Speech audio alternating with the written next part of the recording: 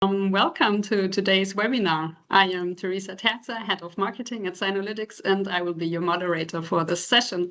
Thank you all for joining us today. Wonderful. We are thrilled to have you with us for the first session of our What the Tech briefing series with our colleagues from Washington, D.C., Minerva Technology Futures. Within this tech-focused series today, we dedicate the first session fully to semiconductors and AI hardware. But before we jump right into the topic, just a quick reminder, the session will be recorded and we will, of course, make the recording available to you afterwards. Also, I encourage you to submit your questions throughout the session. The Q&A feature is activated for you. So just submit your questions and we will make sure to address as many as we can at the end of the presentation. Now, let me introduce our speakers and agenda for today's session. First, Björn Konrad, CEO of Sinolytics, will start us off with a few introductory words. Then Emily Benson, Head of Strategy at Minerva, and Jost Wübbeke, Managing Partner at Sinolytics, will provide us with their insights and perspectives on the impact of the current geopolitical shifts on semiconductors and AI hardware. The last 20 to 25 minutes of our webinar will then be fully dedicated to your questions. And with that said, I would like to hand it over to Björn. Thanks, Teresa. Thanks for all of you for joining us today for this webinar. I will discipline myself and actually keep myself uncharacteristically brief today for the very simple reason not to even take a minute away from our fantastic two speakers, also not to deprive you of even a minute of their insights. So let me just say, to start things off, set the scene, just let me say one thing. Why are we starting this exciting series with semiconductors? Everyone is analyzing geopolitics at the moment. Everyone thinking about geopolitics at the moment, and obviously so are we. What makes our work at Sinolytics and also in our partnership with Minerva special is that we always look at geopolitics with one very important question in the back of our heads and mostly in the front of our heads, which is where does it become real for you, for companies? Where does it become real for companies, not only at the bird's eye geopolitical overarching geostrategic level, but where does it become real for you in your daily work, in your operations? Where does it actually become a risk and a problem? And that's those points. That is what we are looking for. That's what we are identifying, and that's what we help you then work on. And we have done dozens of projects, as most of you know. We have done dozens of projects kind of with that question in mind.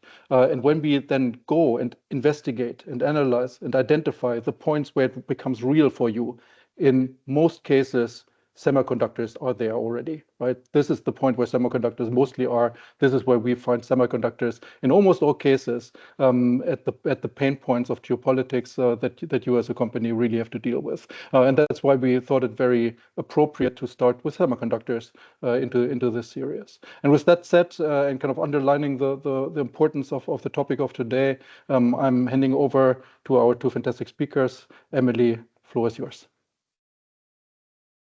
Great. Well, thank you so much. If we could just advance one slide. So I'm going to kick off today before handing it over to Jost, and I will do a little bit of scene setting about where we stand from primarily the Washington perspective. And here I'll just do a little self-advertisement. Kevin Allison, our firm's founder, and I recently put out a report that you can find on our website, Fortress America and the Future of the Global Tech Stack. And this is mostly relegated to AI and chips. But the main thesis of our report is that actually the administration does have a very clear agenda.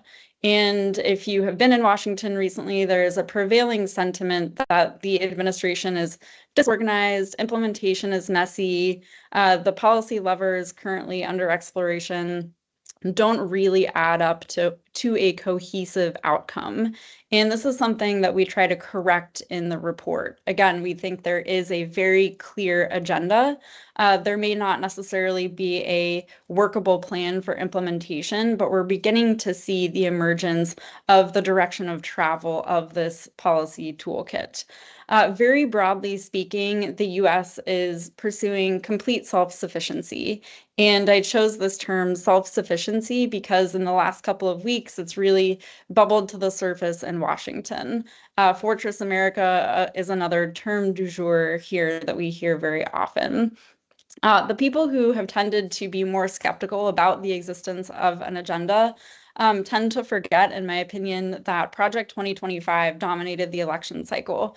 The administration has been telegraphing for almost 2 years the existence of something that essentially says we are seeking to onshore everything possible, especially underlying technologies that power the economy of today and the economy of the future. We've already seen some very hard attempts to encourage faster onshoring. If you've been following the administration's approach to TSMC, NVIDIA, and Taiwan, it's really a maximum pressure campaign to expedite additional production capacity at primarily Arizona facilities. So we saw Jensen Huang one day go to Mar-a-Lago. He announced a large spending package of $500 billion over 4 years, only to be subject to additional export restrictions the following day. It's a somewhat similar dynamic playing out in the TSMC Taiwan context, where Taiwan has sought tariff relief on advanced chips. The administration does not seem very keen on providing that relief. And I suspect that is because they would like to put additional pressure on hyperscalers to essentially call and convince these companies to move faster in a shovels in the ground, very material way to increase US capacity. So I think top line for companies who are on this call, it's very important to recognize the agenda. You may not agree with the agenda. It may invite a whole series of secondary considerations for your company, but actually recognizing the direction of travel is extraordinarily foundational in developing your strategy for how to deal with the current policy change. Next slide. So the policy toolkit is in some ways familiar, in some ways less familiar. We've all, I'm sure, been closely following the export control toolkit of the last couple of years. The AI diffusion rule has been one of the newer sets of policies that was unveiled at the tail end of the Biden administration, and it's actually set to go into effect next week on May 15th. The Trump administration has signaled that it is cracking it open and taking a new look at the way it will go about restricting chips. If you're not familiar with the AI diffusion rule, it essentially creates 3 tiers of countries based on a trustworthiness standard on export control parity. High trust countries can basically deploy AI without much restrictions. The second is kind of a middle tier, and then the third is a banned category. Where the administration seems to be heading, and this is of course all subject to change in the ensuing days, is that the US seems like it is taking a position to force partner countries to completely decouple from China on high tech. What they have telegraphed so far is a willingness to go out and negotiate these bilateral arrangements with each individual country. I think that'll become tricky in terms of implementation. We already have tariff negotiations and other negotiations taking place at the bilateral level. So we'll have to see how that unfolds, but that's very much something to watch in the next 10 days.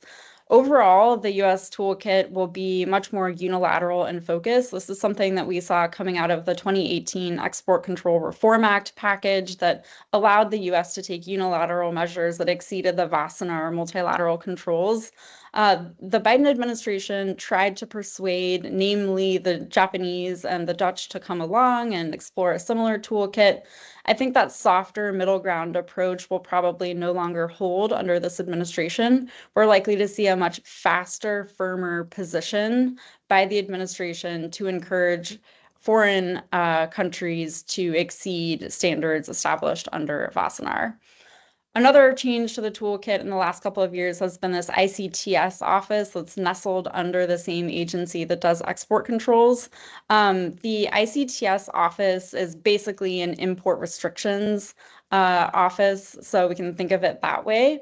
We will probably see additional categories fall under it. We've, of course, already seen the connected vehicle rule, and there are additional ones coming down the pike that could potentially affect other areas of connected devices. Investment screening measures are likely to remain somewhat stable, except the administration has indicated a willingness to fast track foreign investment from trusted trading partners, but Chinese investments will continue to receive probably greater scrutiny. The last major category here is something we're all very familiar with in the news cycle recently, which is tariff investigations. The administration here is using primarily the Section 232 of the Trade Act of 1962 and then Section 301 of the Trade Act of 1974. And together, these create a lot of unilateral authority for the US government to exceed standard rules and procedures in the WTO based primarily on national security considerations for Section 232, and then non-market practices or China-specific tariffs under 301. There is currently at the US Trade Representative a 301 investigation on legacy chips. There are currently public comments that close tomorrow at the Commerce Department on a Section 232 on chips. There are a lot of questions about how this will play out, whether we'll get a universal tariff on chips, whether tariffs will stack, and of course, how companies can think about mitigating those impacts. A finished goods tariff, of course, where they calculate the value of the tariff based on chips included in finished products, would have the most impact. But it's unclear right now whether or not the White House has an appetite economically and politically for pursuing that hardcore of an approach. Next slide, please. So the top line here is that we're experiencing an increasing melding of what have traditionally been very separate policy areas in the United States that have separated hardware from software and AI applications. I think connected vehicles is a very good example of where the US is headed on this policy front. Another main feature here is that the trade tensions can increasingly spill over into the technology domain. I recently wrote a piece for the Center for Strategic and International Studies that looks at this primarily in the transatlantic context, so encourage you to read that as well. Overall, the US is certainly shifting more towards decoupling than de-risking. I do think there are a couple of limitations here, particularly on rare earth elements, where the timeline for onshoring is much, much longer than it would be in a sector like semiconductors. Semiconductors, of course, are very complicated. The timeline is also not favorable for the US, but it's not a 15 or 20-year timeline. And I think that will probably dissuade a firmer stance over the medium term by the administration to take a stronger posture. Either way, what this means for companies is that the US will come under increasing pressure to find some sort of framework for making sense of the tariff noise. There are a lot of moving pieces. It's evolving on a day-to-day basis. And I personally think that the next chapter of this trade saga will revolve around sectoral arrangements. The administration and its America First trade policy executive order that came out very early in the administration indicated that the administration is very willing to pursue a sectoral arrangement. Probably the best analogy that we have for that sort of arrangement is the ITA agreement at the WTO, which has liberalized the exchange of goods on basically ICT inputs, including semiconductors. In the US context now, the sectoral approach has really been applied in the medical supply sector.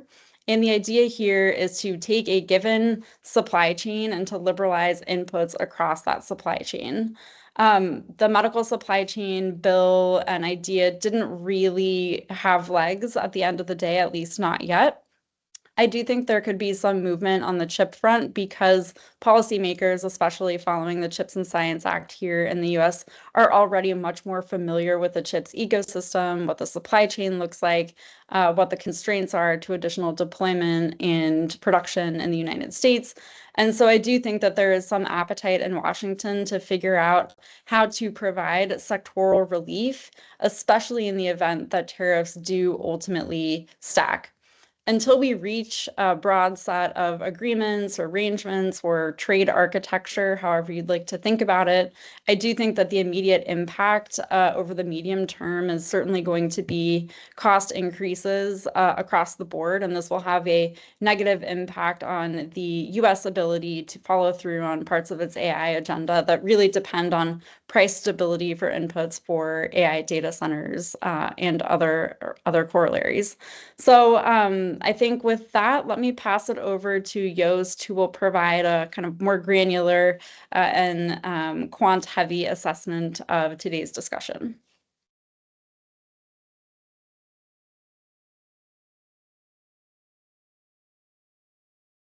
Okay, so thank you. Thank you, Emily. I hope everybody can see now my slides. Can you switch on presentation mode for us, please? Yes, perfect. Yes, perfect. It worked.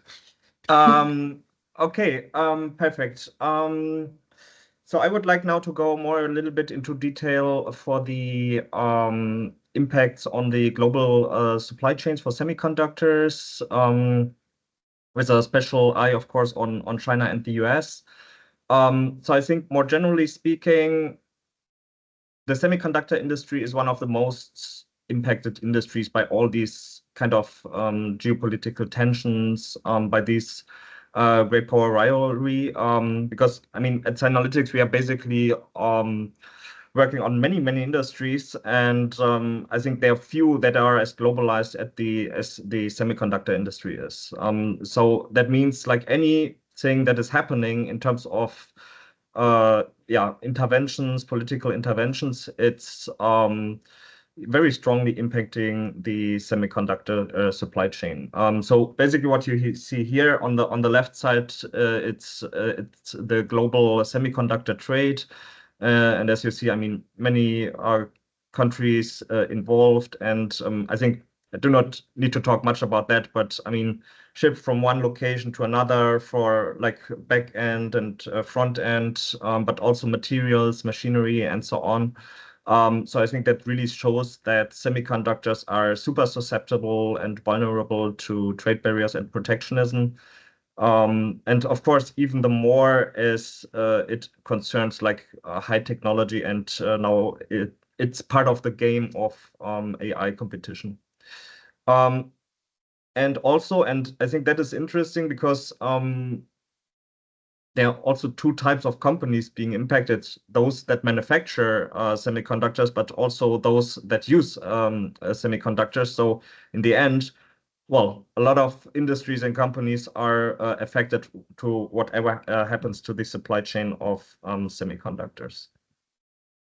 I would like to start with an example also to show a little bit how semiconductors are impacted by political actions. And I think there are a lot of examples, and of course I could have drawn an example from the US-China relations, but I thought maybe take something more something less obvious, and that shows how semiconductor supply chains have become kind of a control over supply chains has become a weapon, like a political weapon. And that was actually a case between South Korea and Japan, where you would say, okay, those are like-minded countries, but obviously there are controversies over the compensation of World War II victims, which again escalated in 2018 and 19.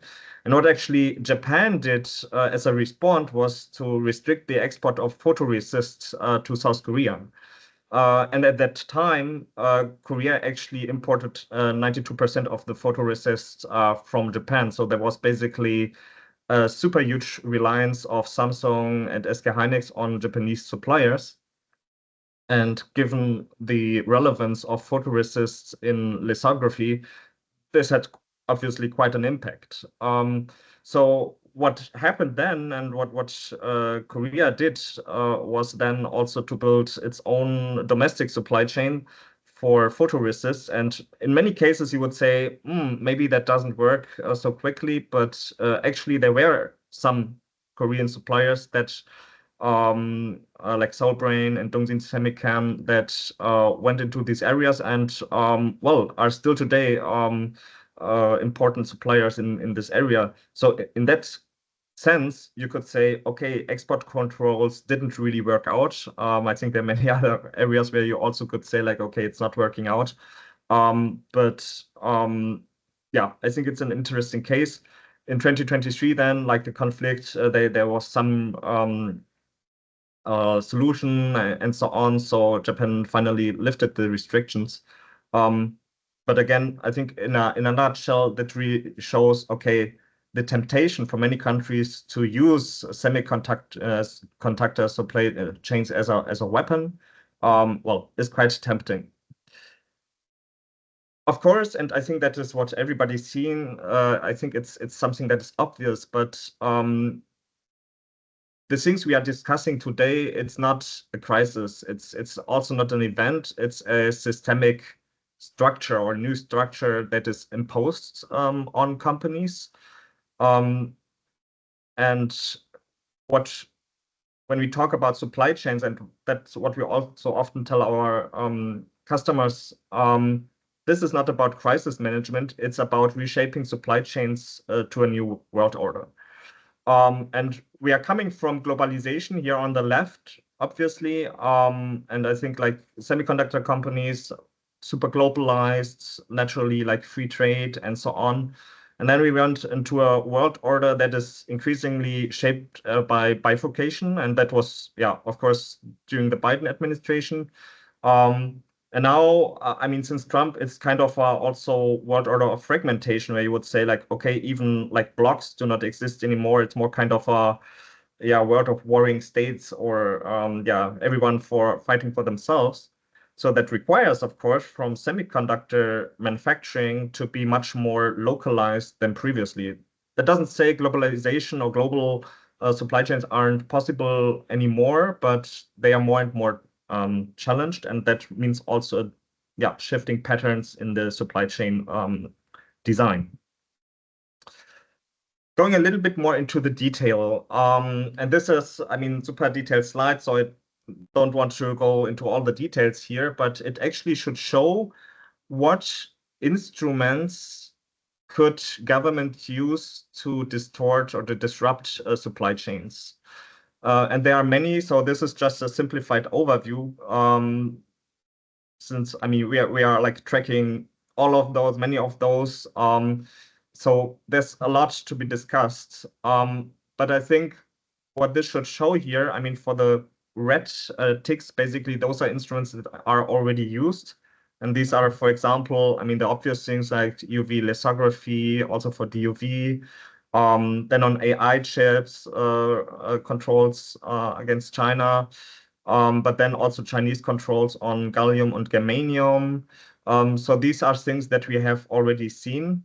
But as you see here, there are also the great ticks, which are instruments that have not yet been used so intensely, or are not used anymore. So there are many ways still to disrupt semiconductor supply chains politically, and just politically. So I think looking into the future, depending on where the whole global system is going, like towards more fragmentation or bifurcation, there can be much more instruments being used. And just to raise some examples, and again, this is about possibilities, not saying there are concrete plans about this or anything, but it's about possibilities. So for example, I mean, Chinese chip design also still uses a lot ARM design. So I mean, there's a discussion about RISC-V, but that is more of a long-term project. So any means to basically restrict the licensing of ARM core architecture, which well, have quite a massive impact on China. China on its own could also have some measures. So, for example, China's, and I will talk about that in a bit, is an emerging, well, quite dominant force in the provision of silicon carbide, which is of course like an alternative material to silicon.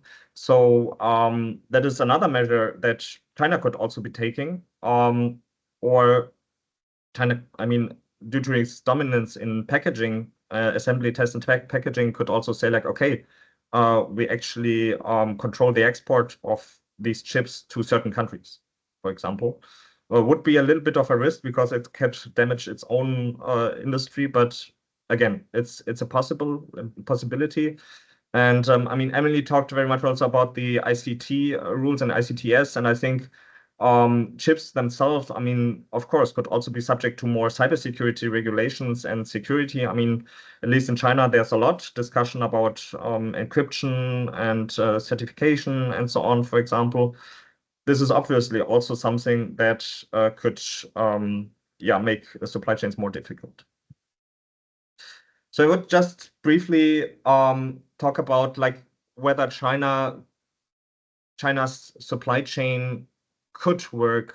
Whether the world's supply chain could actually work without China.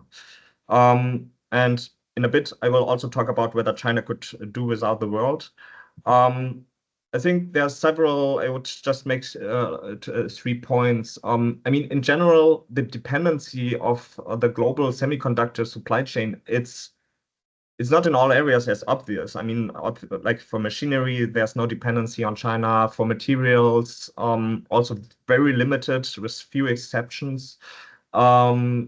But one area is, of course, China's growing role in mature nodes. I mean, above 28 nanometers, where China's capacity is steadily growing and also expected to grow further. Of course, we have to ask like if there are like any kind of tariffs from the US side or others that would probably destroy any such kind of trends. But I think if this trend is going further, of course, like global supply chains will more and more rely on Chinese mature nodes, which are still important. I mean, everybody's talking about the AI chips, but I think, well, part of the music, part of the party is also with regards to mature nodes.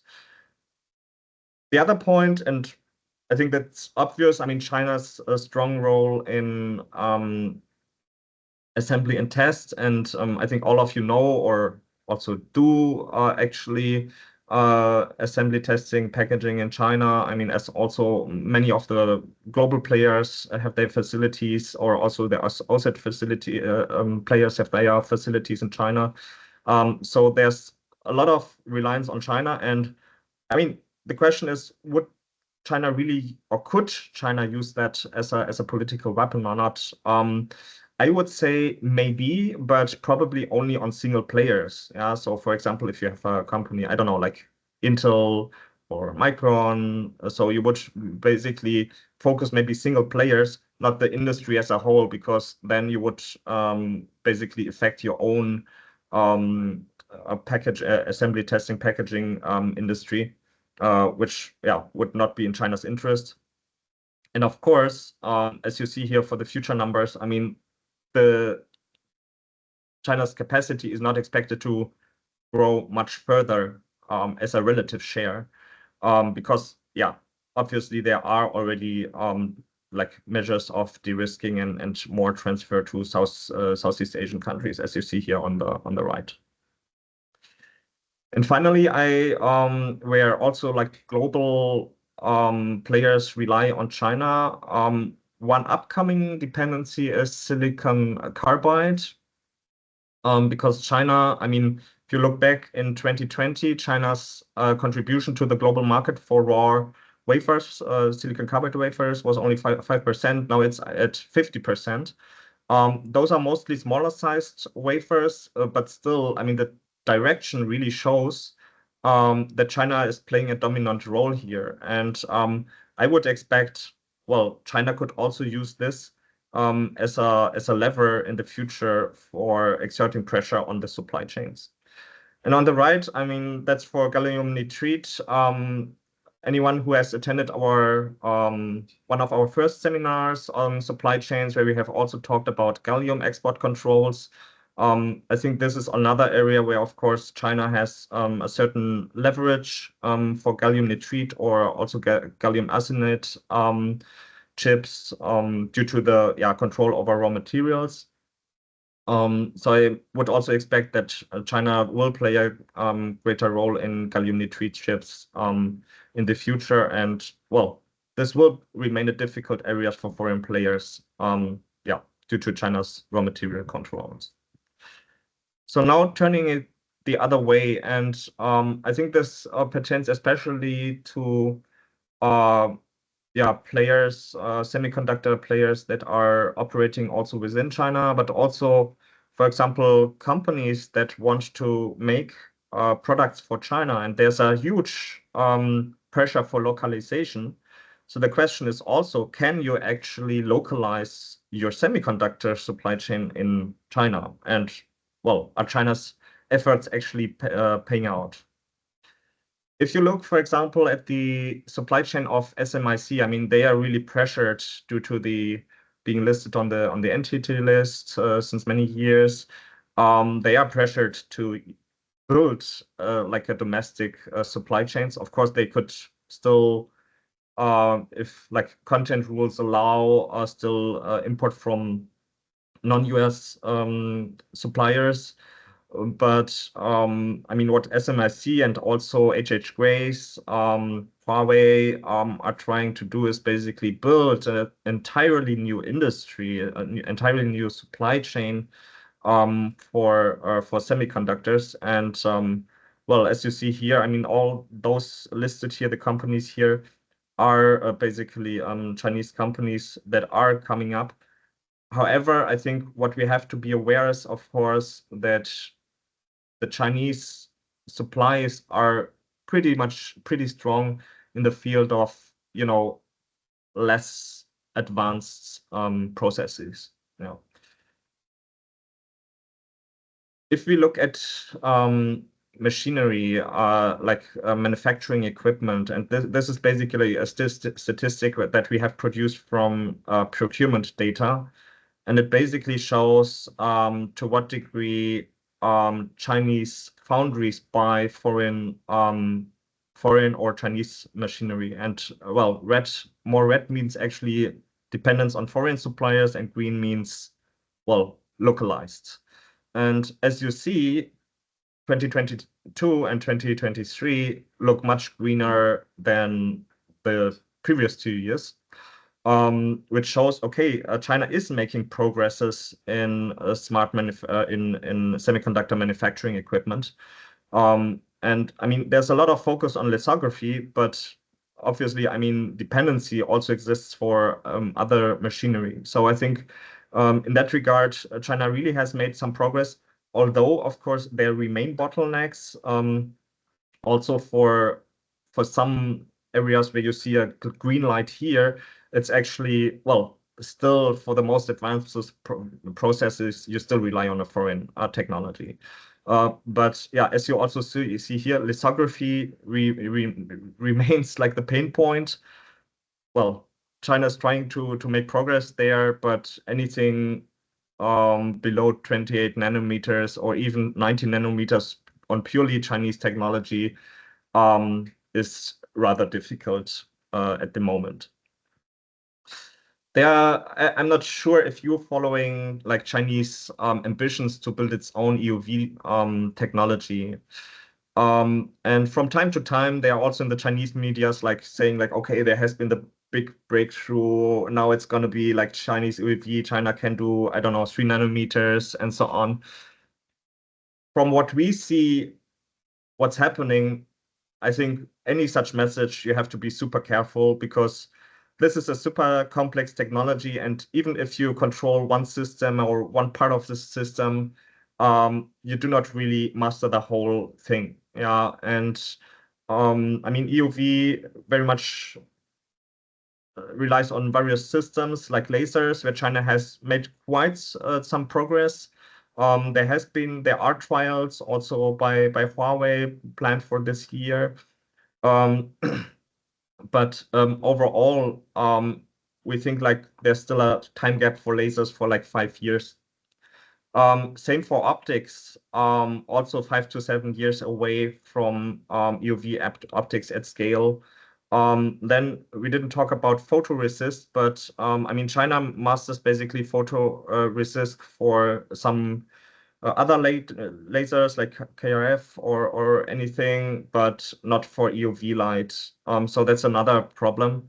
And for metrology tools, for detection and so on, also quite a distance. So in that regard, I would say rather pessimistic on what's happening in China regarding EUV, unless you never know there's some secret project that nobody is aware of and there will be the sudden innovation.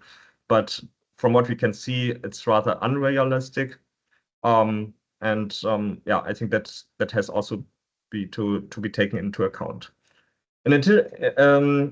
But I mean, this is not true for all semiconductor manufacturing equipment. So I think maybe some of you or many of you have heard of SI Carrier, which is actually like gets its funding from the Shenzhen government and is also gets its talent from Huawei, and actually built a lot of machinery which were previously controlled by foreign players and now can also be supplied from within China, both for the manufacturing but also for the testing equipment. So maybe just one example at the end. So what we can see, excuse me, the title is wrong, but actually what we can see here is China's progress with regard to automotive chips. And I think this is one very interesting area because it's actually related to China's ambitions to also get a leading role in automotive. And what we can see over the past 5 years is that China made actually quite some progress with regard to automotive chips. So the most obvious one is for power chips, where China really has now, like, for example, for IGBT chips, where China really has some, in the domestic market, a very dominant position and really like pushed back also foreign players. Also for MCUs, growing role, but more for like the average MCUs that you do not use in, like autonomous systems or in the powertrain and so on. So it's more, for the body systems that you control, but it's not really the most advanced applications in a way.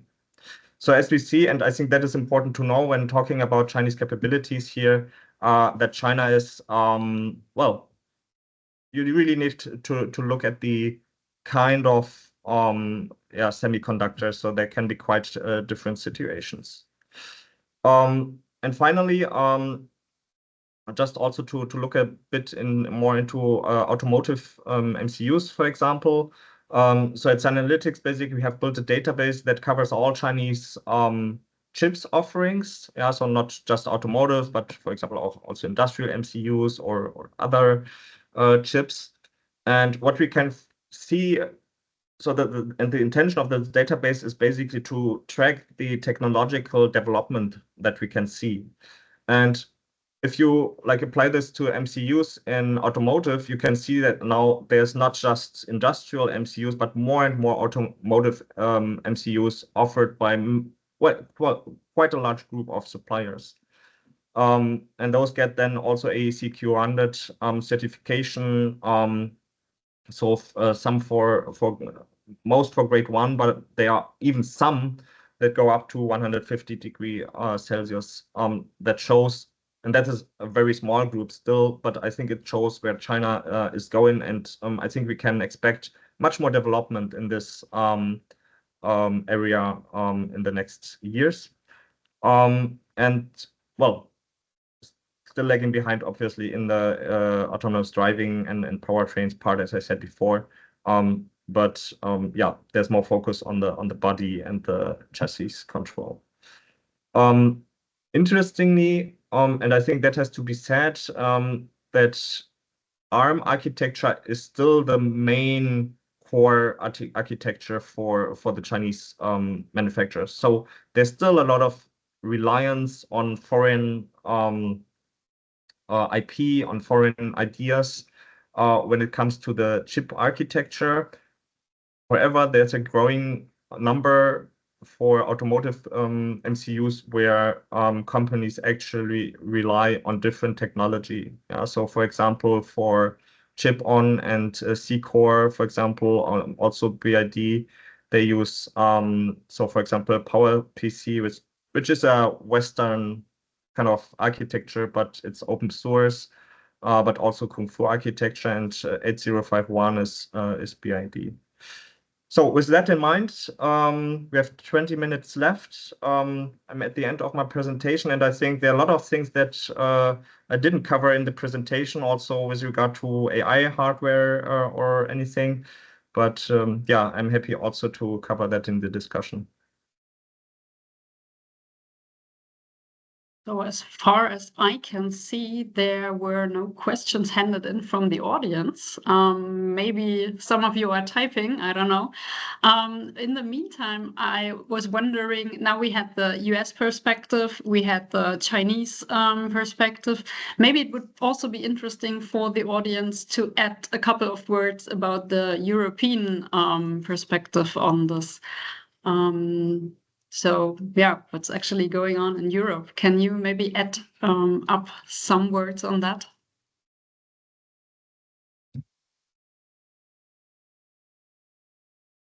Sure, I'm happy to kick this one off. I think the European Commission in particular in the last couple of years has been a little bit of a follower when it comes to hardware, and this is leaving ASML aside. But first, the US had the $52 billion Chips and Science Act, of which $39 billion was for domestic production capacity. The European Union followed suit, tried to stand up something similar. It struggled in a way that I would sort of depict as Gaia X adjacent, where there was a lot of noise, little follow through. I think one changing factor right now is instability of the transatlantic relationship, where it's sort of unclear what will happen on the tariff front.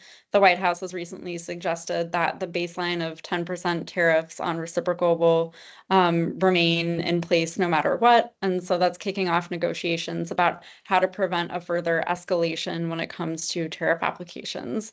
Whether or not the European Union can succeed in moving faster to indigenize some of its technology or to reduce dependencies on the US, especially in cloud architecture, remains to be seen.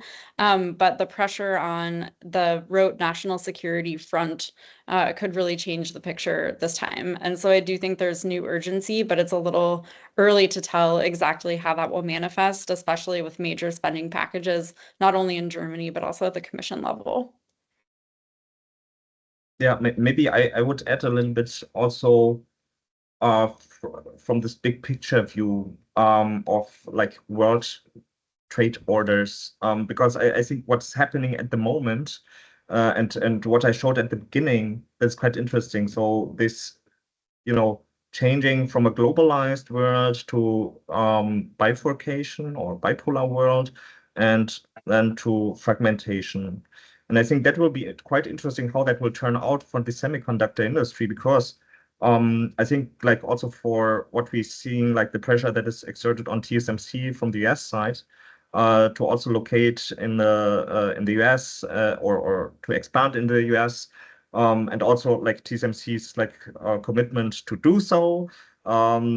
Actually, I mean, that didn't exclude or help Taiwan in any way in the first round of tariffs, which was quite interesting that this didn't have any effect. But yeah, maybe, I mean, everyone knows the magic behind this formula, how the tariffs are calculated. But I think that is quite interesting to see how that will turn out, because in the end, I think it will remain rising costs, obviously, because I mean TSMC is working at much higher costs in the US, or delivering products at a premium in a way.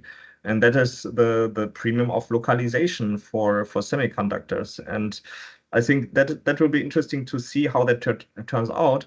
On the other hand, I think you also can see the limitations of fragmentation and also of protectionism, because semiconductors were for both China and the US, among those product categories that were temporarily at least exempted from the tariffs. Yeah, so I think there you could really see that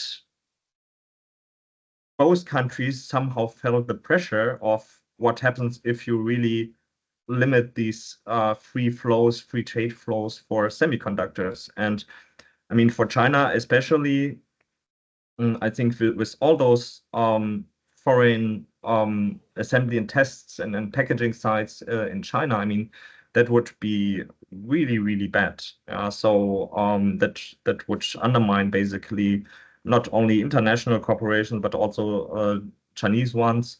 So I think there we can really see also the limits of fragmentation. But of course, the question is if that is something which is only slowly eroding and you're only slowly going in that direction, as you know, like foundries and assembly capacities are more localized. So I think that will be really interesting to see also, like in terms of cost efficiency, if that is something that really, yeah, is possible and workable for companies.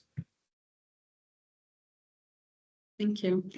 There was a question from the audience. How worried should companies and investors be about major supply chain disruptions for AI or data center hardware landing in the US from China? Will tariffs put data center build-outs at risk unless there is a quick deal? How long until shortages of basic goods hit? Yeah, what do you think? Sure, happy to take this one. Shortages are upon us. I think there is some debate as to whether or not they will hit in mid-May or early June. If you look at aerial photos of the port of Los Angeles, for example, or the port of Seattle, cargo shipments are basically drying up. We are seeing in some sectors COVID supply crunches that look and feel actually worse than COVID. And so it's a matter of time, I think certainly by midsummer, where supplies will become acute shortages. And the president recently said very famously, well, children will have only 2 dolls at Christmas instead of 30, and they will cost more. And I think that's certainly true. And that will apply not only to children's toys, but across the entire tech stack. So there are a couple of issues. One is actual cargo capacity, one is tariffs. Tariffs are the opening salvo of the administration when it comes to using this extraterritorial toolkit or a broader statecraft toolkit in order to move supply chains. Once the tariff noise dies down, which I personally think is inevitable, we will see the ramping up of other tools like export controls, like expanded CFIUS review of the AI tech stack, and then of course new AI and ICTS investigations from BIS.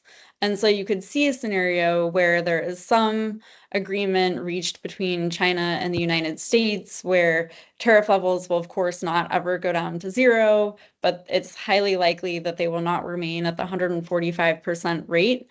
Even if there is that climb down, the likelihood of stronger measures across the board on everything from copper wire inputs to cloud service end rules will affect the tech stack. And so if I were a company, I would certainly be in the contingency, not only plan B phase, but also plans C and D, because it remains unclear which third countries would be safe havens for alternative production and shipping to the United States. I will note that it's been a historic pattern when we have these tit-for-tat exchanges with the US and China that we do see an uptick of shipments from Southeast Asia. And Southeast Asia shipments are up about 20% right now based on last year's average. And so that dynamic is playing out. The longer that persists, the more scrutiny that will invite from the White House. And so if I were a company, again, I would really be thinking about ways to move particularly to the Western Hemisphere where possible, which was a key priority of Biden and remains a key priority of the current administration. Thank you, Maybe I Emily. can also add to that. And I think the question for AI data center, I think it's a question that is a little bit hard to answer because there are so many components going into a data center where you also have like different vulnerabilities to China. Because I think if you talk about GPUs or I mean, much of the AI equipment, China doesn't play so much of a role at the tier one. Yeah, so I mean, obviously, for example, NVIDIA sourcing GPUs from Taiwan, or HBM sourced from South Korea.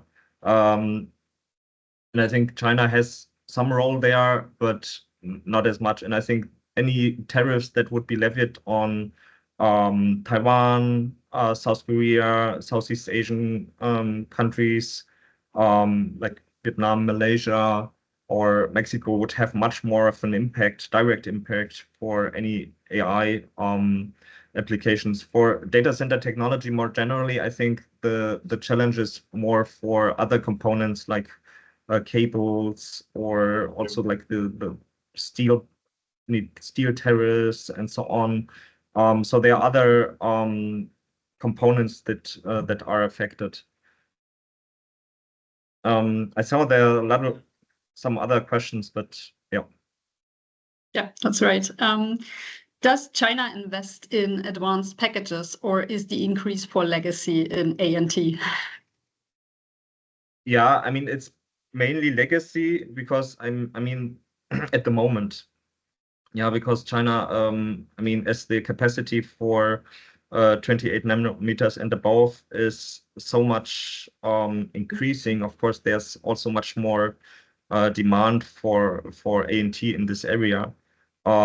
So that is actually where China is strong, and also this, you know, this overcapacity is going into, because I mean, obviously it's normally for a very mature technology where China is very strong, and that's also for the more generally for A&T. Also due to the fact that, I mean, there are restrictions on China on you know, more advanced technologies. So doesn't mean there is nothing like for more advanced packages, but I think most is going into that direction. Another question regarding Europe. What are Europe's biggest sources of leverage in pushing for tariff relief or a semiconductor sector deal?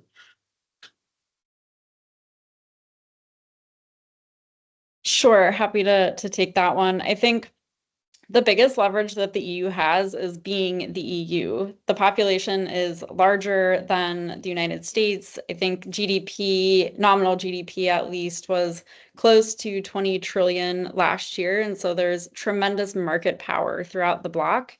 And if you talk to a lot of the US companies right now that sell goods and services to the European Union, they're very concerned that European consumers and governments will choose domestic alternatives. And I think that is the most single powerful tool that the EU has. Paul Krugman this week suggested that ASML would be a fantastic point of leverage, and that seems sort of obvious at first glance. But ASML tooling actually relies on inputs from the United States, and so that affords the US government a high degree of regulatory authority over certain parts of ASML. And so I think we have to get a little bit outside of the framework of what physical goods could the European Union withhold from the United States, and get more into the market power dynamic in the transatlantic context. I think where the European Union has a really fantastic role to play is on a chip sectoral arrangement, because This came up actually originally out of the Commerce Department under Secretary Raimondo, and then with EVP Vestager under the previous commission, where they kind of became besties off screen, and they really had a lot of good creative ideas. And one of these ideas was to create a trusted trading partner model with trusted chips. And to distill that, it essentially means if you are producing chips in a market economy that is a high trust environment where the US is broadly satisfied with your export control regime, then we can set up some sort of tariff buffer and tariff relief inside of that arrangement. And so the European Union can very clearly sell itself as a trusted trading partner. And I think that's an obvious place to pick up on work done under both previous administrations. And so definitely looking to see how that plays out.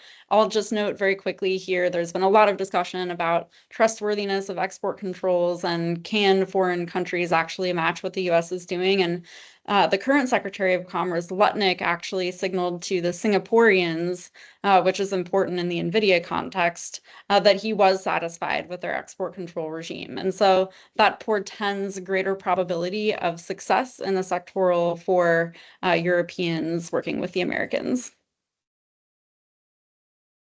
Thank you. So as we have only 5 minutes left, I think we managed only to take 1 or 2 more questions. I saw a couple of questions coming in. Sorry, we cannot take them all, but I'm sure we can get back to them afterwards as well. So I have to pick probably 2 of them. One is, you mentioned the systemic change of the sector. What does that mean for players like NVIDIA, AMD, and so on? Will they need to allocate significantly more resources into adopting their supply chains? Such shift in focus on operations could then eventually limit their ability to innovate and defend existing market share. What do you think? Yes, of course. I mean, there's huge pressure to do so. And I think it's not only true for NVIDIA and AMD, it's, I would say, true for all semiconductor manufacturers, but it is particularly obvious for NVIDIA, AMD, Broadcom, so all those that rely on TSMC, and I mean TSMC's Taiwan foundries mainly. So I think they will have to pay the kind of price of readjusting their supply chains. And yeah, this is not, I mean, of course, one is like US ambition to, get back all those foundries, or not get back, but, attract foundries to the US and have these very advanced nodes also manufactured in the US. And I mean, that will come at a cost. And who will pay the price? Of course, it is NVIDIA and AMD and others, or more respectively, their customers. So I think, yeah, US industrial policy or tariff policy is one thing, but another thing is obviously also the security situation in the cross strait. Yeah, so I think, yeah, that is an obvious and a point that has long been discussed, and that might also be a reason to say, like, to relocate manufacturing, because, well, like the contract manufacturing with TSMC, I mean, it's such obvious and such tremendous risk that these companies have to address. And again, it's no matter whether you choose NVIDIA, AMD, or Broadcom, this risk exists. And whether that will limit their ability to innovate, I think it's hard to say. I mean, there are many more issues than just supply chain about this model. But I mean, honestly speaking, I think, well, localization and kind of these more protectionist policies, they are definitely not good for innovation and for competition. Mm-hmm. Thank you very much. So yeah, sorry we cannot take all the questions and answer them in this round, but maybe yeah, we can have a follow-up on this. So thank you so much for your input, Emily and Jost, and also for the great questions from the audience and this vivid discussion. If you're interested in exploring this topic further, we highly recommend to scan the QR code and download the report Emily was referring to earlier as a PDF. Also, as you all know, What the Tech is a briefing series. So I want to announce the next session. Next session is taking place in 2 weeks and will concentrate on the race on artificial general intelligence. And the good news is you do not have to do anything to sign up for this. You are already on the list and will automatically receive all the information about this next session. Yeah, if you have any follow-up questions, please don't hesitate to reach out to us directly. And thank you once again for joining this webinar today. Have a great evening or afternoon ahead and see you next time. Bye-bye. Thank you. Bye-bye.